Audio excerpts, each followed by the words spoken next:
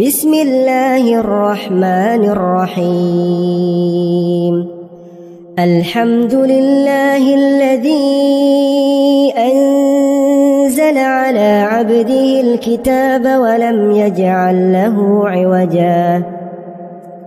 قيما لينذر بأسا شديدا من لدنه ويبشر المؤمنين الذين يعملون الصالحات أن لهم أجرا حسنا ماكثين فيه أبدا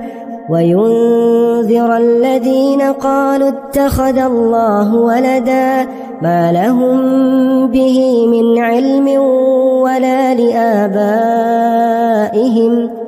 كبرت كلمة تخرج من أفواههم إن يقولون إلا كذبا فلعلك باخع نفسك على آثارهم إن لم يؤمنوا بهذا الحديث أسفا إنا جعلنا ما على الأرض زينة لها لنبلوهم أيهم أحسن عملا وإنا لجاعلون ما عليها صعيدا جرزا أم حسبت أن أصحاب الكهف والرقيم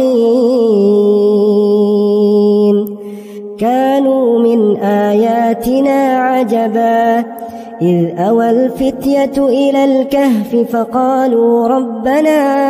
فقالوا ربنا آتنا من لدنك رحمة